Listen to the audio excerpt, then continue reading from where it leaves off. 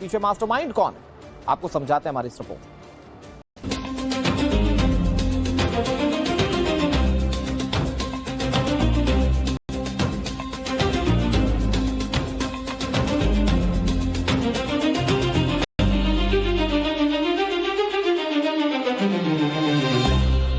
उत्तर प्रदेश में योगी आदित्यनाथ के पुलिस और प्रशासन ने अब तक अतीक अहमद के तकरीबन 11,000 करोड़ से अधिक के अवैध साम्राज्य को या तो कुर्क कर दिया या फिर ध्वस्त कर दिया। लेकिन बावजूद इसके अतीक का अवैध कब्जे का साम्राज्य अभी जिंदा है।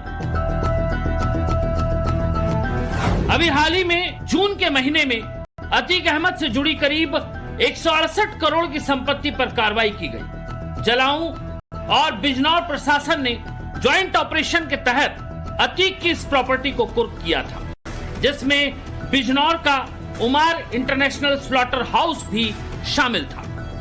लेकिन इन सब के बावजूद खबर है कि अतीक अहमद की बेनामी संपत्ति को उसके गुर्गे बेच रहे हैं।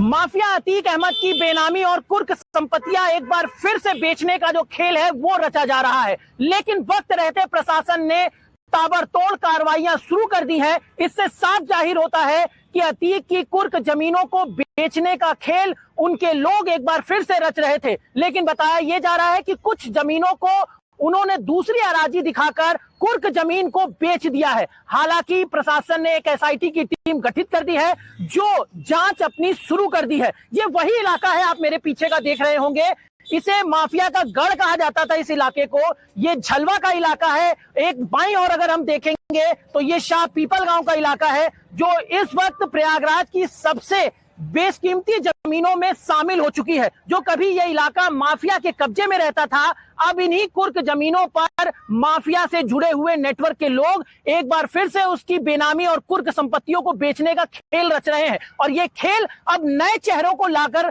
सामने किया जा रहा है।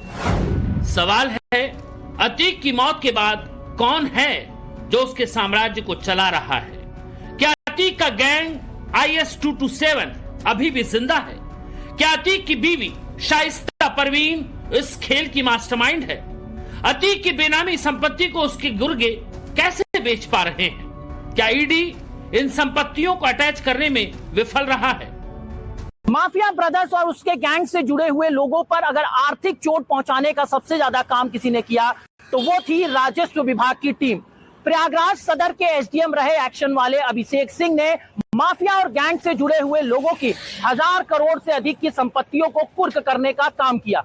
लेकिन हाल ही में यूपी के अंदर हुए उप जिलाधिकारियों के ट्रांसफर लिस्ट में जैसे ही एक्शन वाले एसडीएम अभिषेक सिंह का नाम आया, उसके बाद माफिया गैंग से जुड़े हुए लोगों ने जश्न मनाया। उनको लगा कि एक बार फिर से वो अपना साम्राज्य जो है वो खड़ा कर सकते हैं, क्योंकि एसडीएम अभिषेक सिंह के रहते हुए उन्होंने माफिया गैंग से जुड़े हुए कई लोगों को चिन्हित तक किया। इसके साथ ही भू माफियाओं के लिस्ट में उनके नाम शामिल भी किए। लेकिन वहीं जिलाधिकारी मनीष वर्मा का कहना है कि ऐसे लोगों को बख्शा नहीं जाएगा जो माफिया गैंग को एक बार फिर से सक्रिय करने की या उसके गैंग को मजबूत करने की